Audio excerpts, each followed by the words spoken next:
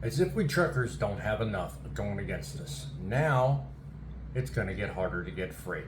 We have just learned of a labor disruption at a major West Coast port outside of Los Angeles. So we just learned that the largest terminal in Long Beach has already notified truckers that they are going to be closed tomorrow. Truckers are telling me they're also receiving word from other terminals.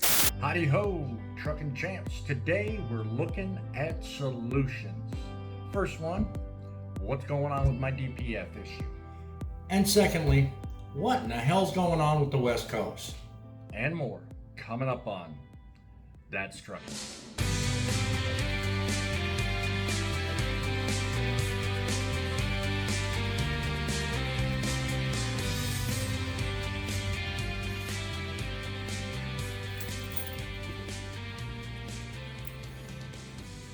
Howdy ho, trucking champs.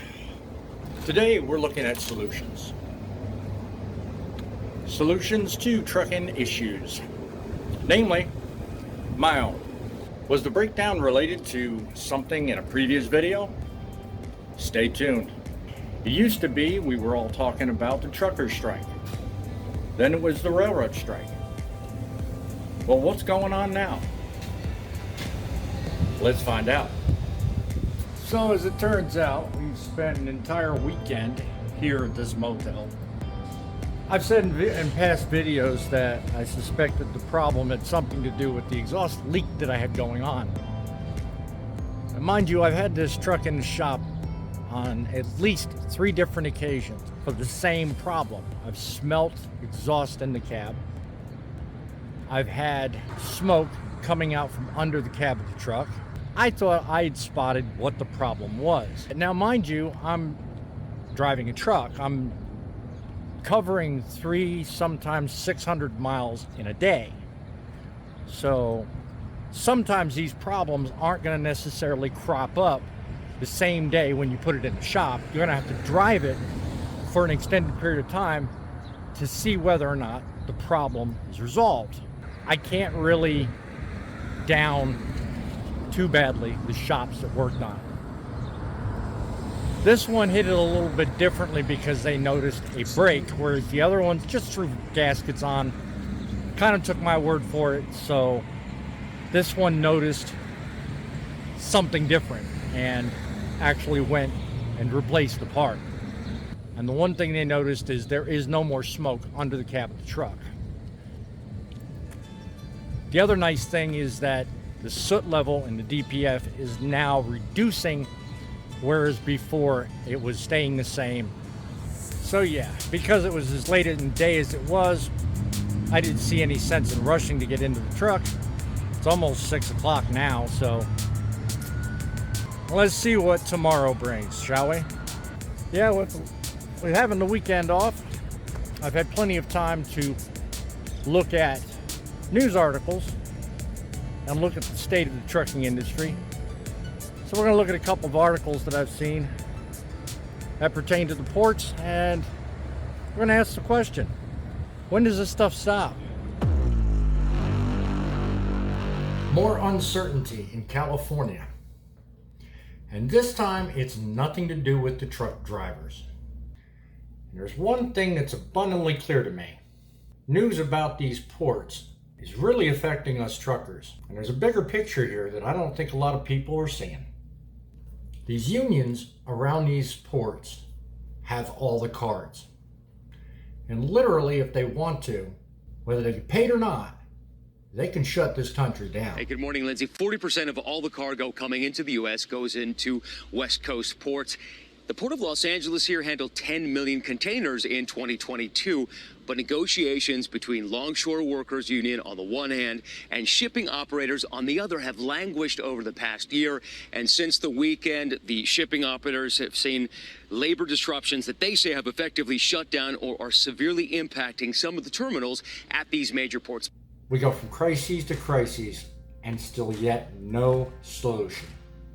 Paul Bashir, Vice President of Dryage and Intermodal Operations at ITS Logistics, was quoted as saying, and I'm reading from this article, "In some cases, terminal operations were completely shut down. In others, gates were open, but internal operations were closed. which led to congestion and canceled truck appointments. In most cases, the root of the problem appeared to be a lack of workers. And that very quote did not come from months ago. This came from a few days ago. It seems the longshoremen once again hold the cards. I think personally, we need to split things up and we need to come to a solution. It's high time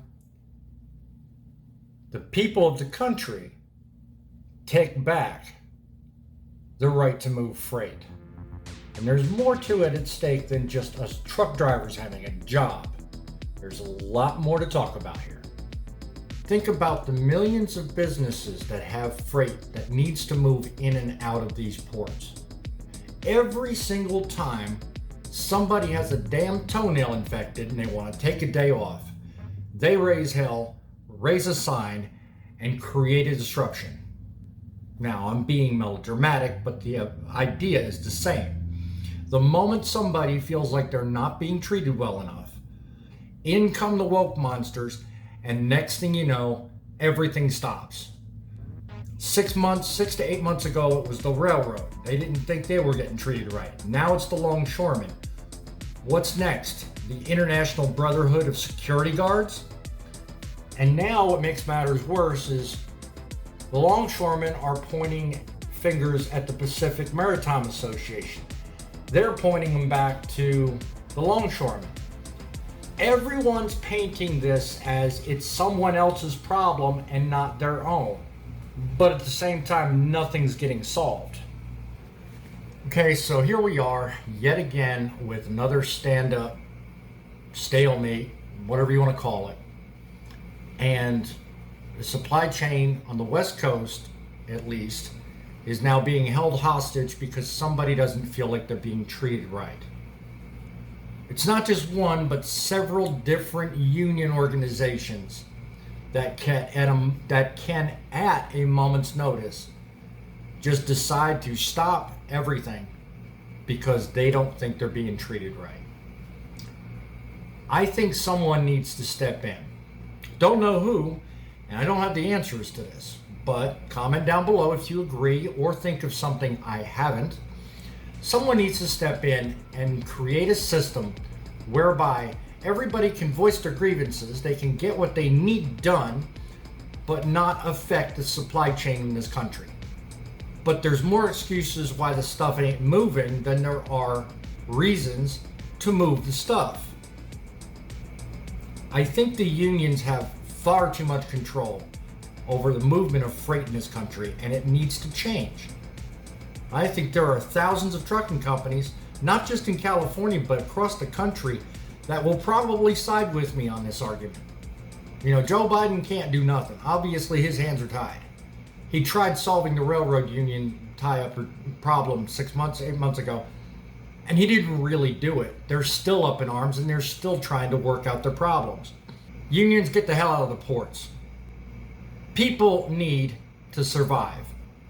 If you want to work your job. If you want unemployment, the office is downtown. Let's start a discussion, guys. Comment down below. Do you think they got too much control? What do you think, if anything, can be done to lessen their grip and get back to control over the freight movement in this country that we really need? And I'm not just talking about truck drivers. Yes, we're suffering, but that by itself is another video. This only adds to the problem. In the meantime, shout out to the Fleet Pride mechanics and service techs in Mobile, Alabama. You guys are looking like you're gonna do a good job. Tomorrow's video, I will highlight exactly what the problem is, but it looks like, for those of you following me, I will be back in the truck tomorrow and we will be back running the streets, delivering freight. I suspect the problem with the truck is exactly something I've highlighted in previous videos. And just for principle's sake, I'll highlight one of those videos up here. Certainly take a look at that because you learn some good stuff about your exhaust system. Remember guys, a setback is nothing more than a setup to a comeback. And while you're looking at your problems, hoping they get better, remember, that's trucking.